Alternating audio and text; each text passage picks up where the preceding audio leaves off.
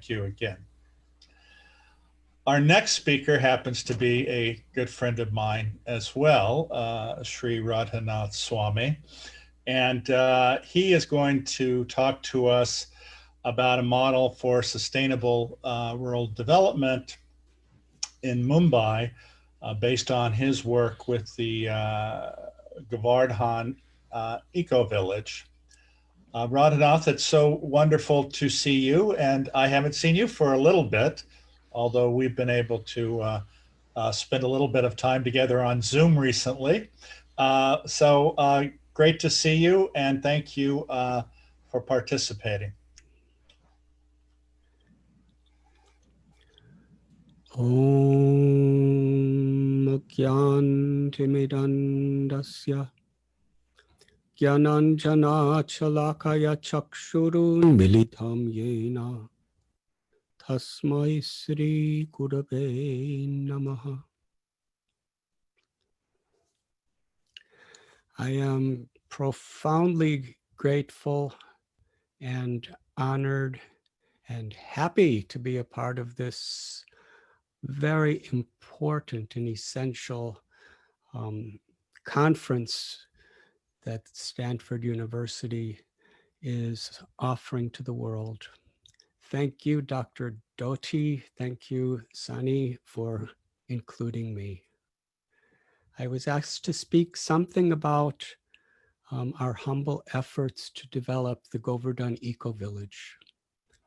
It is about 2 hours drive from the city of Mumbai and about 100 acres of land.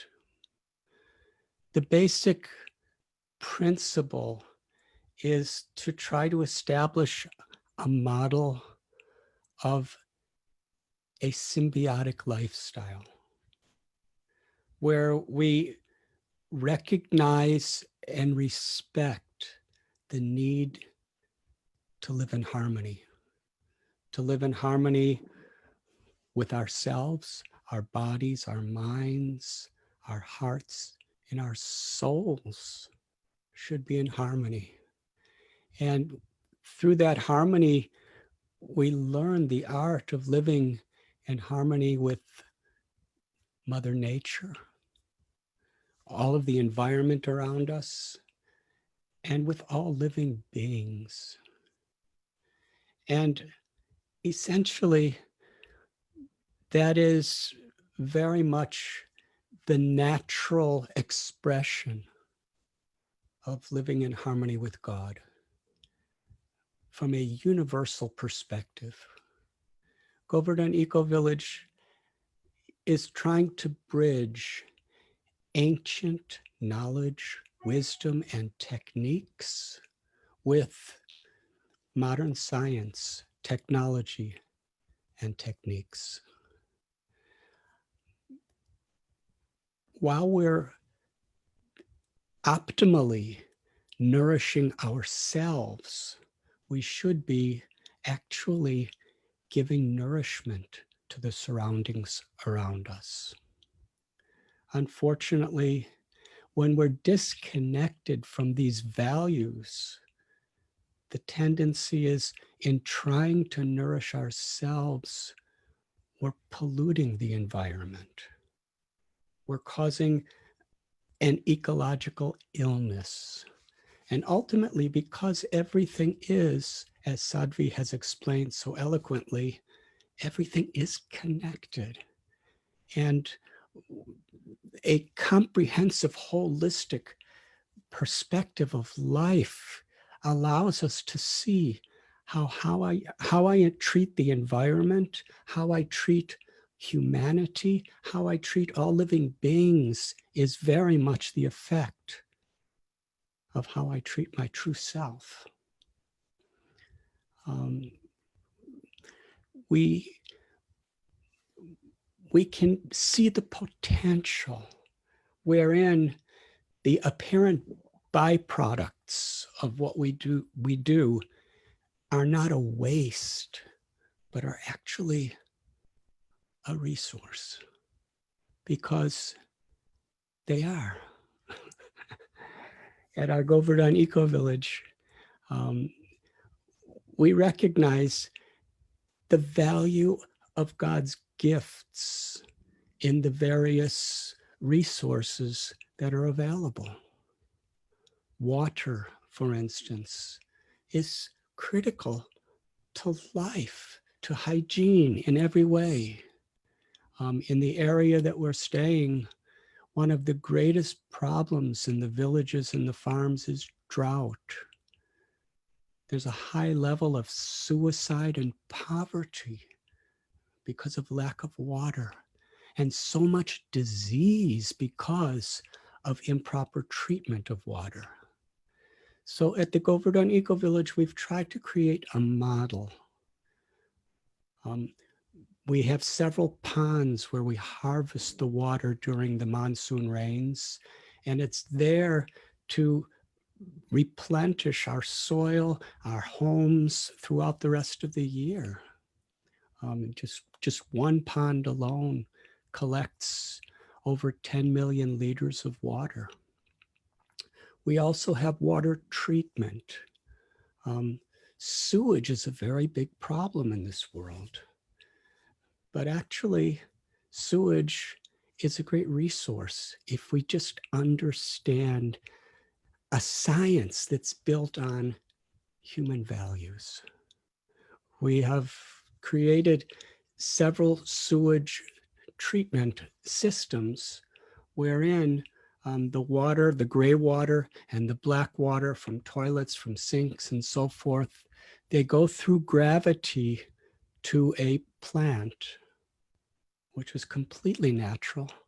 And then by gravity, that sewage water goes through various stones and roots and herbs where it's processed by various types of bacteria and worms, and it comes out very clear, usable water.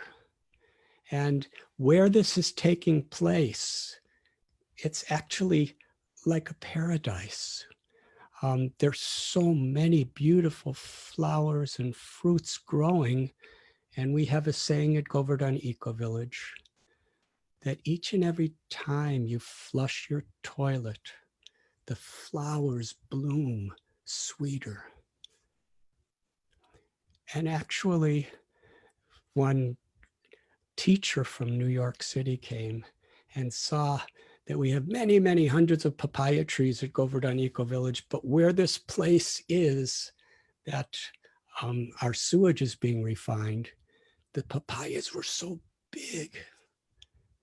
And she said, that is not a papaya, that is a pupaya. So actually, it's a very aesthetically pleasing experience to refine sewage. And actually, it could be done anywhere by anyone if we just understand the science of how to do it and have the will, feel the necessity. Our buildings, we have done it in as low as possible of an impact on the environment. We build our bricks out of compressed mud blocks. They're supposedly they will last for centuries. They're very beautiful, and they're hardly 1% of the amount of strain that regular bricks cause to the environment. And we've produced about 100,000 of such bricks. And people from all over the world, they consider it not only very natural and pleasing, but some people have considered it better than what is in a 5-star hotel. So actually, simplicity doesn't have to look like or feel like poverty. It's actually has the potential of being very pleasing. We have organic farming, and we make our own natural pesticides, our own natural insecticides, which replenish the topsoil. We have a heirloom indigenous seed bank where we grow, very, very natural, unadulterated food. We have developed most all of the eco-village to be um, energized by solar power.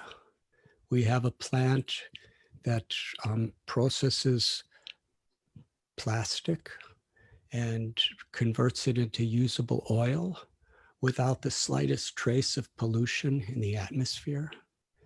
And in fact, we have pickup areas at many, many villages where we collect their plastic waste and we return to them usable oil without any cost. We have a biogas plant where much of our cooking and much of our agriculture is actually fueled by the dung of our cows and animals. We have a sanctuary for animals, a sanctuary for birds, a sanctuary for butterflies. We have a yoga school, the Govardhan School of Yoga. We have a Ayurvedic hospital as well as a school. These are just a few of the things wherein we're trying to give an example to people of what's not only possible, but what we could all do in our own ways, according to the time, place, or circumstance, if we just have the will, if we understand the need. And how beautiful life can be.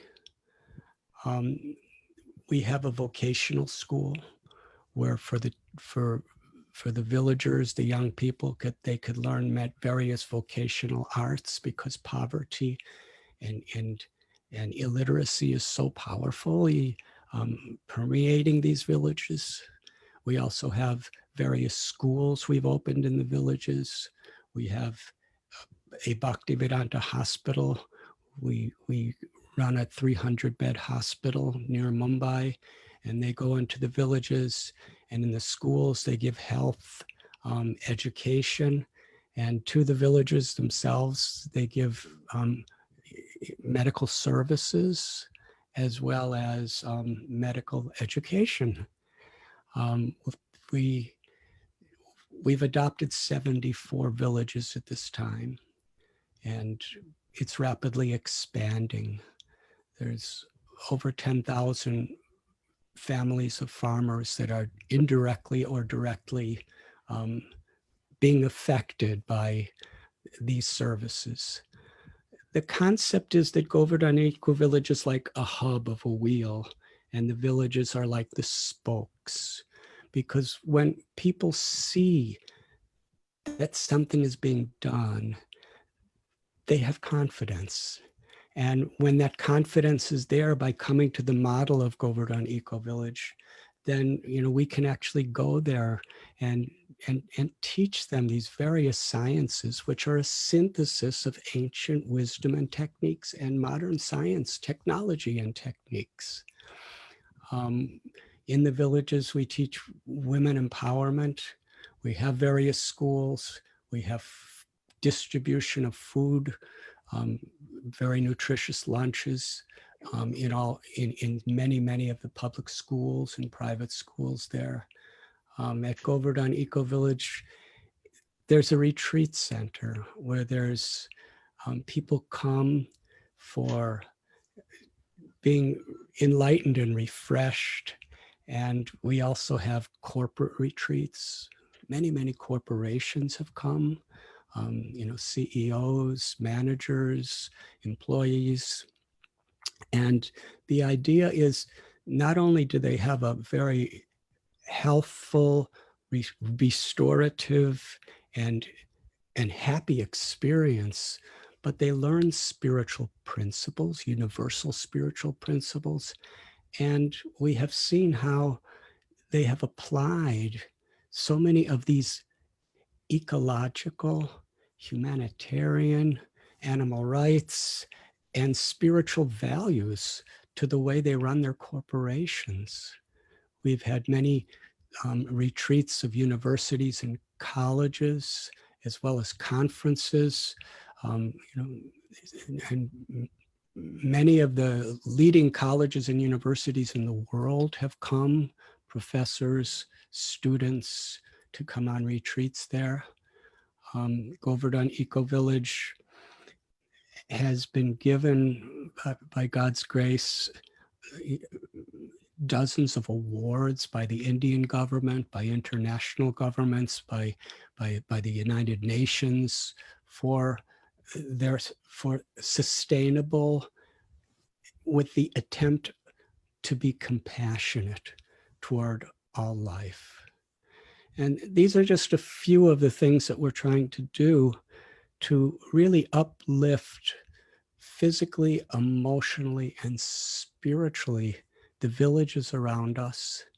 And in the same way, through the experience and the education and the values, cities and people from all over the world. I believe it's just a seed that's beginning to sprout.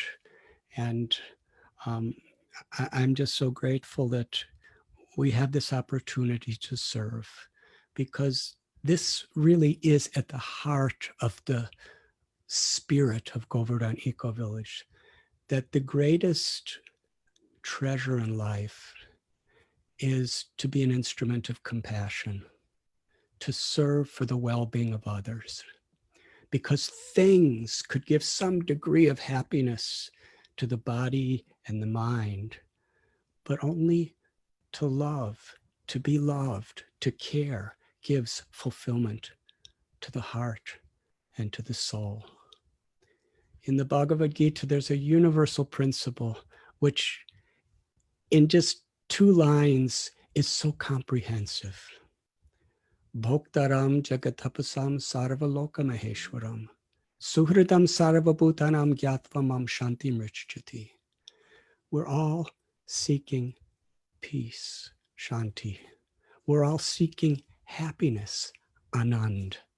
We're all seeking love, prema. And the Gita is teaching the formula in which we can actually experience this and make it not only an idea, but a lifestyle. That everything in creation is the property of the supreme power. It's the property of God, whatever name we may have. And we are not proprietors, but we are meant to be caretakers of the sacred property of the environment, the ecology, and to interact with nature with respect and with wisdom. That all living beings are coming from the same source. We are all brothers. We are all sisters. We are all one family, as Bhagavati has so nicely explained to us. The idea that I'm not just this physical body, but I'm the spirit, the living force within this body. And when we recognize the nature of our own living force, when we understand the Christian concept, the universal concept of the great commandment is to love God with all your heart, mind, and soul, and to love your neighbor as yourself.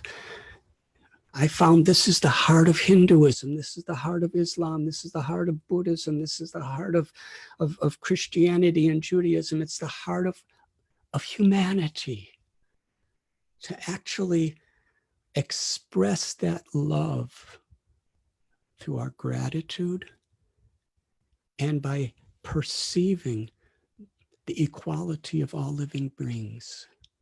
The environment is sacred. Every living being is sacred. And to the degree we actually recognize the sacredness of life itself in all of its various forms, the deeper we go into the natural harmony of our own hearts. And unless we live in harmony with our own hearts, if we're polluted within ourselves, then naturally we pollute the ecology. Simultaneous to cleaning the ecology through so many sciences and so many laws and so many technologies, we need to clean the ecology of our hearts. And this is what religion, this is what yoga, this is what spiritual life is for, to actually help us to value that the greatest need in the world and the greatest need in my own life is to appreciate the great value of compassion. I thank you very much. Thank you, Sri. That was beautiful. I think it does remind us so eloquently that really, when you live a life through compassion, you recognize that all of us are one, and what you do for another should be what you should do for yourself. And I think so many people look at another person as separate and different from them, but in fact, we are all one. In the Bible, of course, there's the statement that what you do for the least of my brethren, you do for me. And I think there's some forms of this in probably every religious tradition. And oftentimes, instead of with a sense of humility and connection to another, many people look down at people in poverty or who are suffering, and they somehow think that they are superior. And the reality is that it is us who so often can learn from them, and not chasing the fruits of oftentimes capitalistic intent. Having a big house, having a new car doesn't affect that emptiness that so many people carry with them, and they're confused because they believe that the acquisition of things will fill that emptiness that they have inside, versus seva, or being of service, which is the thing that will give you the greatest satisfaction and the deepest sense of your own humanity. And it's all based, I think, on compassion. I thought it was interesting you said that you can come to the eco village and it's like a luxury resort in some ways. And it's so true, because you look at some of these luxury hotels and the underpinnings of them are so filled with negative consequences, washing the sheets every day, all the other aspects of this, when in fact, when you engage individuals in an eco-sustainable way, every action is a benefit to our planet.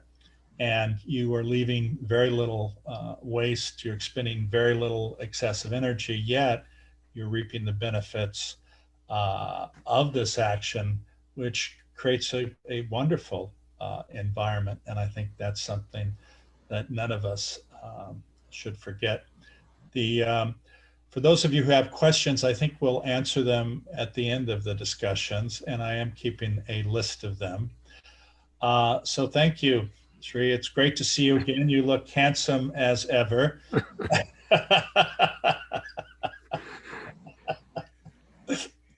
And I look forward to spending some time with you in the future. Dr. Jyoti, all my love to you and your family. Thank you, my friend.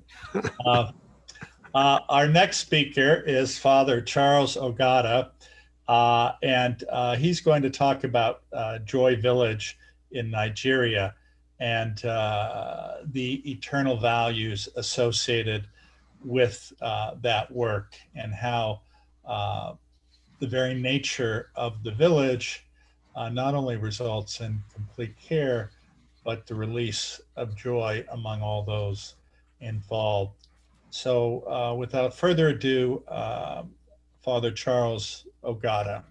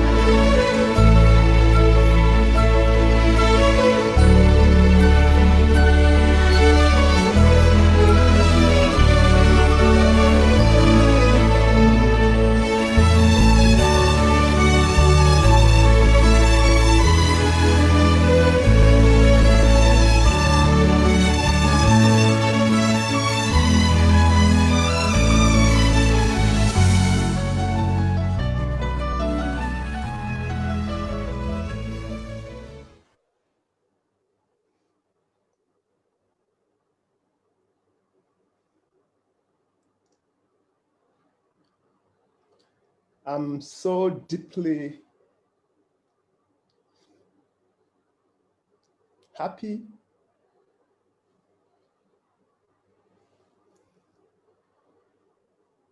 and so humbled to be part of this conference.